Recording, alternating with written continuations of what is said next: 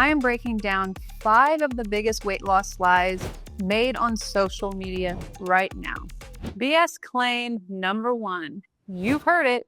Carbs are bad. Carbs are evil. Carbs are going to mess up your metabolism. Carbs will make you fat.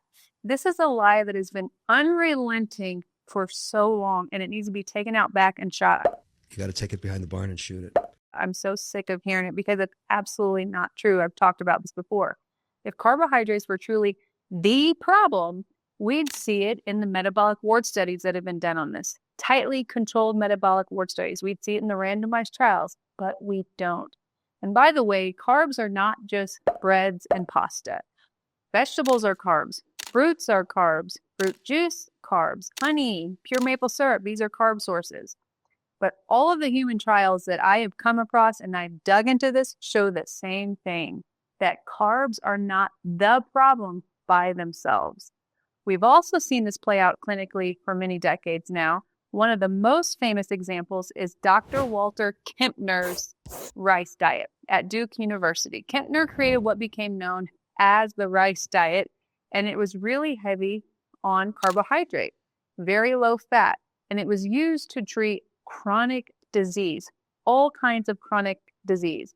So the patients that were put on this diet had rice, of course, they had fruit juice, they had bread, they had honey, they had even added sugar. It was 90% carb. It was in fact even low protein. It was mostly carb, lower protein, and lower fat. This diet wasn't being used on like healthy people. Somebody might be watching thinking, well, okay, a healthy person can handle all those bad carbs, but not if they're unhealthy, not if they have diabetes. Completely wrong.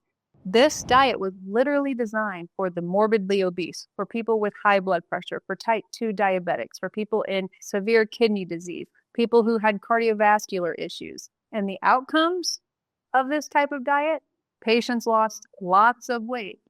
They lowered their blood pressure into normal ranges. Their blood sugar stabilized. Their kidney function improved.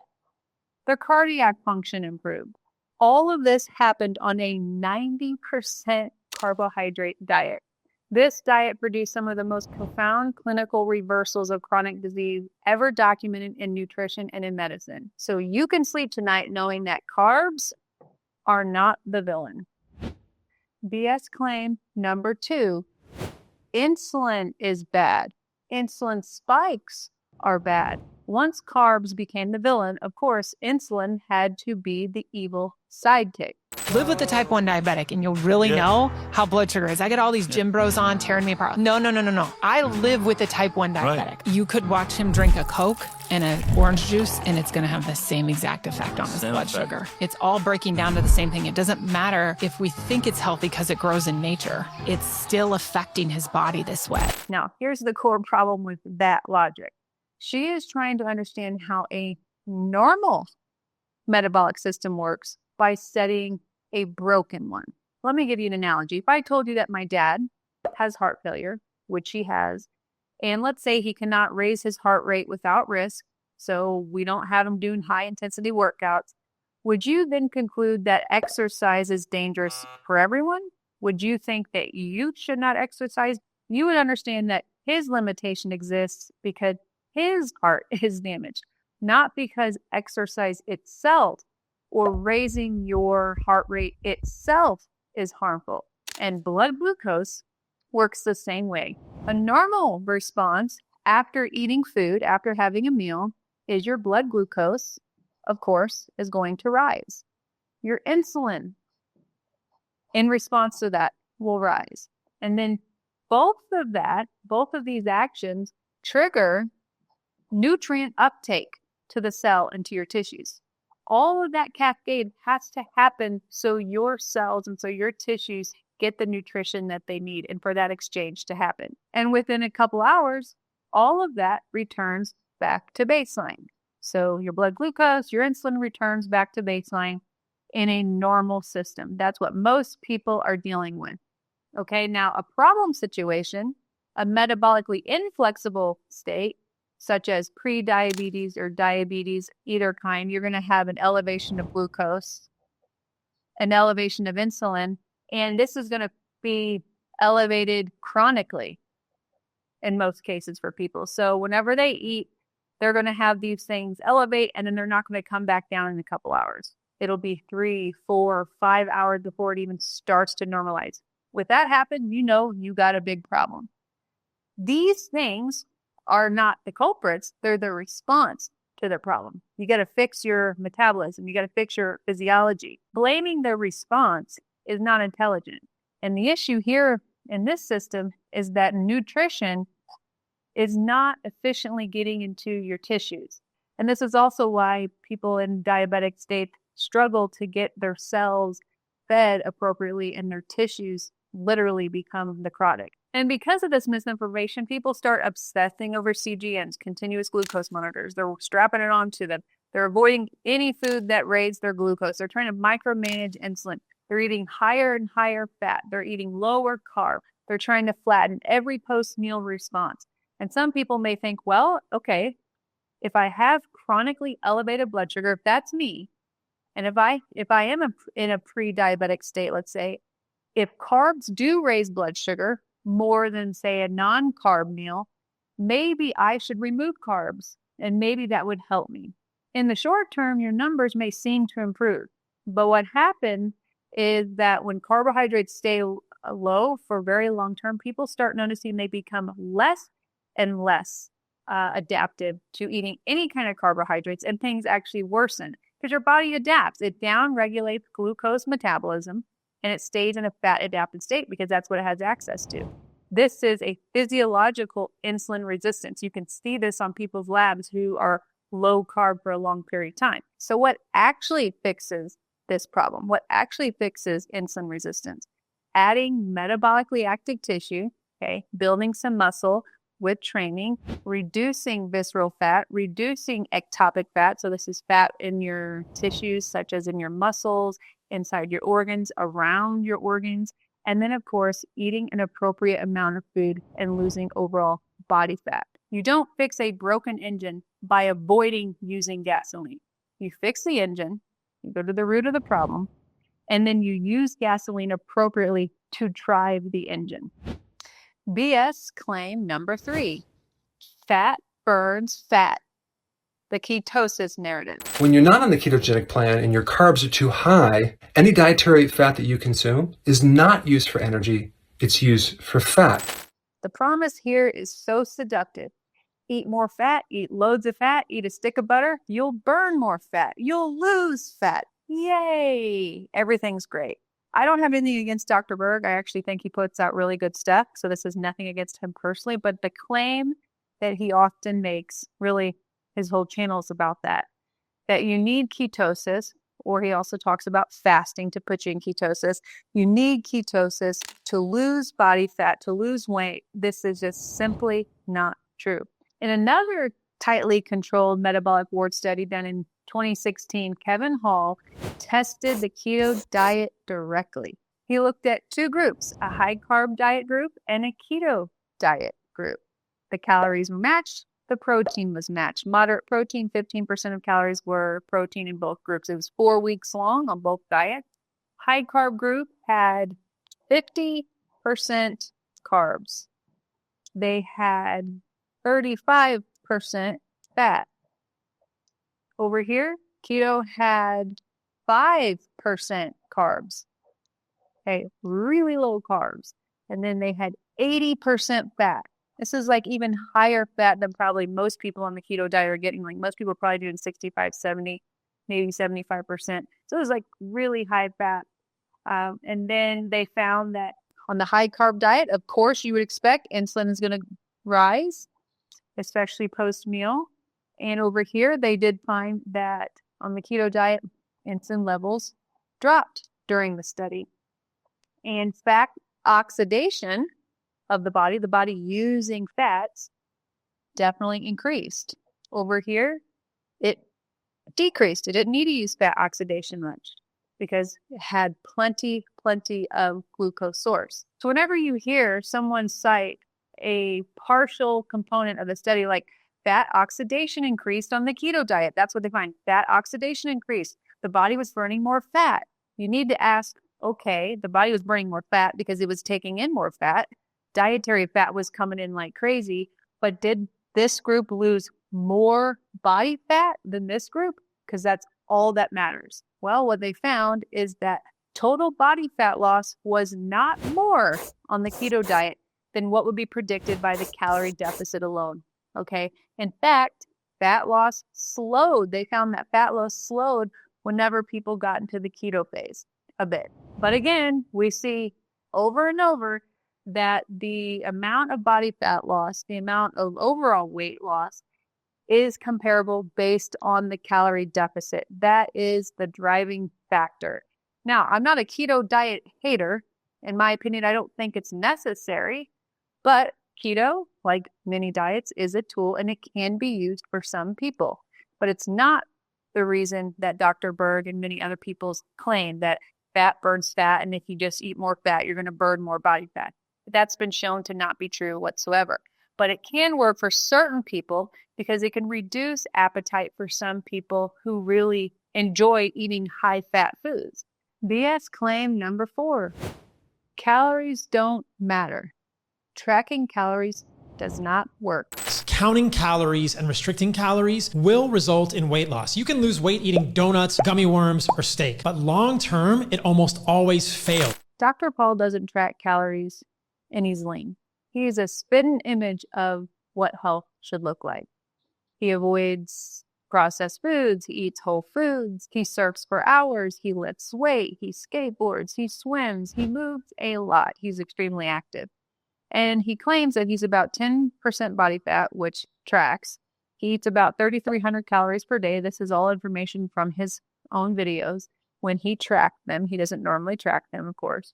And he found out, so 3,300 calories he's eating per day, 170 grams of protein about. So yes, he doesn't track his calories and he doesn't need to, but let's be honest, why he doesn't need to?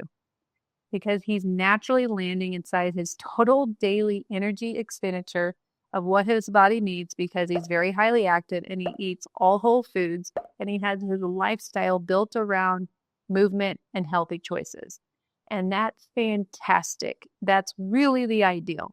And if your life looked like his, you would not need to track calories either or even consider really how much food you're eating if you're doing all of those things. People regain weight on every diet out there. We've seen this repeatedly in the literature. Most people regain weight. Over 90% of people who lose weight on any kind of diet, they regain it back regardless of the method. So it's not just about tracking calories and it doesn't work. Dieting doesn't work. And dieting doesn't work because the person who is working the method stops working. And in my opinion, the failure rate isn't really about the method specifically. It's about the goal that people are setting. Most people diet for a short-term fix, for the wedding, for the vacation they're going on. They want to look hot in their swimming suit. They're going to their daughter's graduation, so they want to look presentable. But saying calorie tracking doesn't work is like saying that budgeting doesn't work for your finances because people eventually go back in debt. Of course, budgeting won't work if the only goal is to save for one event so you can go on the expensive vacation and then all hell breaks loose whenever you come back. Budgeting will work when the goal is long-term financial stability or lifelong financial awareness of your spending habits. I know it sounds so exciting, but calories are the same. Now, people often point to a particular study, which I'm going to go through for you, the NIH study, that looks at ultra-processed foods. I'm calling it the more junk diet, and it looked at the less junk diet, less processed foods. Okay, a more whole food base, but even this had some processed foods in it. And they look at this study, like Dr. Paul here, and they say, see, look, this study shows you that calories don't matter. Well, that's actually not what this study shows. So here we are again, another metabolic ward study, tightly controlled, everything's equated. The calories in this trial actually were the same on which they were offered. This was a free eating study. So they didn't control the amount of calories and food that people ate. They actually offered both of the groups the same amount of calories. Okay, and they tried to equate the best that they could, all of the macronutrients, all of the micronutrients, even sodium, even fiber was equated. So even in the higher junk food diet, they added fiber to that diet to make sure that wasn't a factor. And they offered both of these groups the same amount of food. On the higher junk diet, they had cereal, they had processed bread, they had pasta, they had cookies and treats. And on this diet, they ate, when they were offered this, they actually ate more calories on this diet, just as a byproduct of eating this way. They weren't offered more calories, but this group ate more calories. And they ended up gaining 2 pounds in 2 weeks, 1 pound a week on this highly processed diet. Over here, they were offered meats, vegetables, potatoes, oatmeal, fruit, and they ate much less calories. And these people on the minimally processed food lost 2 pounds in 2 weeks. And these people actually ate 500 more calories than these people. And so you can see what this showed is that calories matter. The amount of food you eat matters because you will gain weight when you overeat your calories, how much food you need, and how much energy you're consuming. And you will lose weight whenever you eat less food. Okay, so that's one part of what this study showed us. And again, another nail in the coffin, because we've seen this in every metabolic trial that looks at these kinds of things, shows that the amount of food you eat mattered more than anything. Now, what it also points to is the fact that food quality changes our behavior. Ultra-processed foods are faster to eat. They're less filling. They're easier to overconsume. And by the way, they don't have the nutrition like whole, real foods have. So your body's going to be like, hey, I need some more food here. You ate a bunch of food, but I don't feel nourished. That's what I think's going on. Have you ever gone Whole30? It's much harder to sit down and overeat whole, real foods. Your body's like, we're good. We feel full. We don't want any more.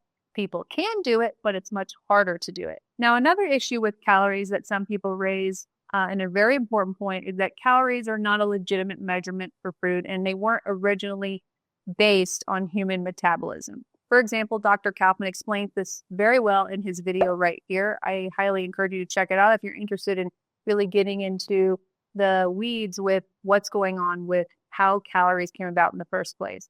So even though that's true, for this video and for practical weight management, the calorie label is a good enough accounting system. I've done it personally. I work with many clients to do this. Dad has done it. I've seen this over and over again, that whenever you look at the labels and the calories and you look at what's in your food, you can start to lose weight very predictably. So the takeaway around this claim is that the amount of food you eat does matter. Food quality also matters, and your lifestyle determines whether any of that lasts for you. BS claim number 5. Sugar is poison. Turns out that sugar actually poisons the mitochondria. It is poisonous to your mitochondria. That's a pretty extreme claim, especially considering your body produces glucose constantly, even when you're not eating, because many tissues absolutely require it to function. Glucose is not some foreign toxin out there, okay, that we can just avoid because it's toxic to us. Your brain relies heavily on glucose. Red blood cells seem to rely exclusively on glucose. Certain tissues preferentially use glucose for fuel. When people claim that sugar poisons the mitochondria, they're usually referencing really reductionist cell studies in petri dishes or epidemiological studies where calorie intake is uncontrolled. They're not looking at the human trials that we already have covering this, looking at 2 different groups and 2 different diets. The key question is simple. When calories and protein are controlled in human beings, does eating sugar or carbohydrates worsen metabolic health, worsen weight gain? This question has been answered over and over again, contrary to what Dr. Lustig said. He said that this question had not been answered. It absolutely has. If glucose and sugar were toxic to the cells, I wrote a list here. I even ran out of space. If glucose were toxic to the cells, human physiology would completely stop working. High carbohydrate diets would worsen health outcomes. They don't.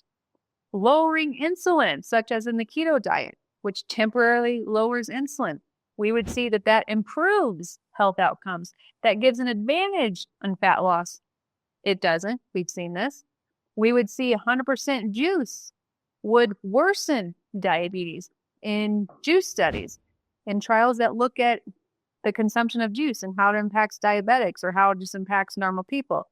We don't see it worsen. We actually see it be beneficial or sometimes neutral. A lot of studies have shown that it's actually beneficial. If glucose were toxic, we would see that people would not get better on a whole foods diet with carbohydrate sources. They would not get better, but in fact, they do. If glucose were toxic, we would see that my dad, who ate a whole foods diet high in carbohydrates, would not have improved, would not have reversed heart failure, would not have improved and reversed diabetes, would not have improved kidney disease. None of that could have happened if glucose were toxic.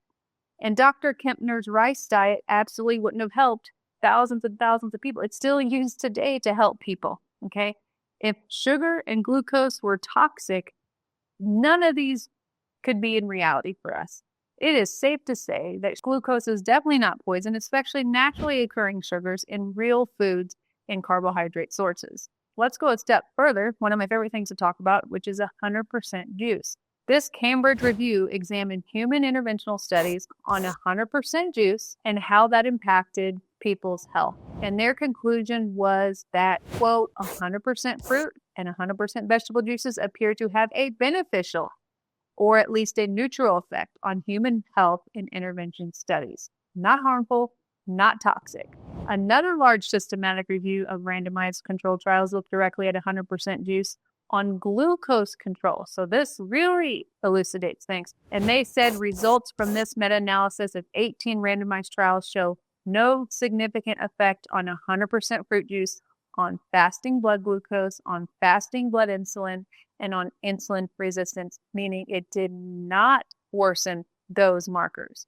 They go on to say that despite concerns that 100% fruit juice has adverse effects due to its, quote, high sugar content, results from these trials do not support a conclusion that 100% fruit juice adversely affects glucose and insulin. If glucose were toxic, you would absolutely see it in these juice trials. You would see that people would worsen, their glycemic control would worsen whenever they consume high sugary beverages or sugar bombs, as the Primal Bob called them. You would see people's outcomes worsen. You would see that their diabetes worsen. You'd see that they'd gain weight. And that just is not the case. Dr. Lustig is absolutely wrong on this. The bottom line, when you hear that insulin spikes are causing insulin resistance, or glucose spikes are bad, or that carbs are what's making you fat, or that you just need to eat high fat to burn fat, just understand that all of these claims not only are wrong, they have been repeatedly shown to be wrong in all the trials that have tested them. So instead of fearing your body's normal physiology, learn the basics of how your metabolism works and work within it.